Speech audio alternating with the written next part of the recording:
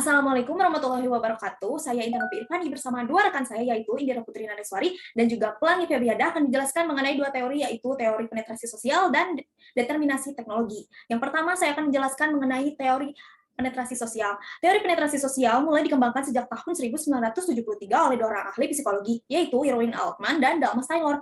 Model teori penetrasi sosial menyediakan jalan yang lengkap untuk menggambarkan perkembangan hubungan interpersonal dan untuk mengembangkannya dengan pengalaman individu sebagai proses pengungkapan diri yang mendorong kemajuan hubungan. Struktur personalitas digambarkan seperti analogi bawang sebagai berikut. Jika seseorang bisa melihat, di bawah permukaan dia akan menemukan perilaku semi privat yang diungkapkan temannya ini terjadi hanya pada beberapa orang. Bagian pusat yang lebih dalam dari seseorang membuat nilai-nilai dirinya, konsep diri, konflik yang tidak terselesaikan, dan perasaan emosi yang mendalam ini di wilayah pribadinya yang khas dan tidak menampak di dunia, tapi mempunyai akibat yang signifikan atau meyakinkan di wilayah hidupnya yang lebih dekat ke permukaan. Barangkali meskipun pacarnya atau orang tuanya tidak tahu rahasia yang dia jaga mengenai pribadinya. Asumsi-asumsi dasar teori penetrasi sosial. Asumsi pertama, komunikasi relasional yang dimulai dari tingkat agak dangkal dan mulai mendalami. Asumsi kedua, bersifat prediktabilitas, teratur meski tidak tahu pasti arah hubungannya di masa depan. Asumsi ketiga, sebuah hubungan tidak selalu maju namun juga dapat berpisah seperti depenetrasi atau penarikan diri dan menyebabkan disolusi hubungan. Asumsi keempat, inti pengembangan hubungan dengan pengungkapan diri atau self-disclosure, yaitu memberikan informasi mengenai diri sendiri kepada orang lain. Contoh penetrasi sosial, seseorang wanita yang memiliki citra publik menggunakan kerudung, yang mengartikan muslimin, seseorang mahasiswa jurusan ilmu komunikasi dan yang aktif dalam organisasi universitas. Namun, tidak semua orang tahu jika ia menyukai drama Korea, orangnya pemalas dan alergi jamur. Seseorang bisa saja tahu bahwa ia seorang mahasiswa jurusan ilmu komunikasi yang rajin organisasi, tapi hanya orang tua, pasangan, dan teman dekat ia yang mengetahui jika ia pemalas dan alergi jamur. Orang tua ia menyukai film Hollywood, tapi mereka belum tentu tahu bahwa ia mencintai film drama Korea. Teori penetrasi sosial yang diibaratkan dengan bawang tersusun atas sejumlah lapisan kulit, mulai dari lapisan luar hingga lapisan dalam. Untuk melihat lapisan yang dalam, kita terlebih dahulu tentu harus membuka lapisan yang di luarnya. Begitu seterusnya hingga sampai ke inti. Persamaannya dengan manusia, jika ingin menjalin hubungan yang berhasil dengan orang lain, maka harus memahami satu sama lain dengan berbagi informasi. Diawali dari informasi terbuka atau formal sampai informasi rahasia atau private yang biasanya hanya orang tertentu atau dekat bahkan hanya diri sendiri yang mengetahui.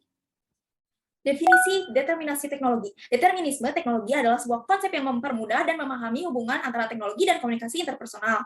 Teknologi memberikan banyak kelebihan pada manusia. Keberadaan teknologi membuat segalanya menjadi cepat. Teknologi menjadikan segala sesuatu mudah untuk dirubah. Dan teknologi menjadikan sesuatu yang bisa menjadi sangat menyenangkan. Ide dasar teori ini adalah perubahan yang terjadi pada berbagai macam cara berkomunikasi akan membentuk keberadaan manusia itu sendiri. Teknologi membentuk individu bagaimana cara berpikir berperilaku dalam masyarakat. Dan teknologi tersebut akhirnya mengarahkan manusia untuk bergerak dari satu abad teknologi ke abad teknologi yang lain. Asumsi dasar teori determinasi teknologi. Determinasi teknologi adalah sebuah teori yang memahami hubungan antara teknologi dengan komunikasi interpersonal dan juga menegaskan bahwa perubahan dalam perkembangan teknologi hingga saat ini memberikan pengaruh terhadap masyarakat. Asumsi dasar pertama, reductionistic. Determinasi teknologi membuat jarak antara teknologi dan budaya. Dengan keberadaan teknologi sedikit demi sedikit menghilangkan beberapa nilai budaya yang dilakukan masyarakat. Maka menurut Neil Postman 1992, keberadaan teknologi menjadi penghancur nilai-nilai budaya yang selama ini tertanam. Asumsi dasar yang kedua adalah monetik. Determinasi teknologi menjadi sebuah kemudahan dari sebuah sistem yang rumit menjadi tampak lebih mudah. Asumsi dasar yang ketiga adalah neutralizing. Pada dasarnya sifat teknologi adalah netral, tidak berpihak.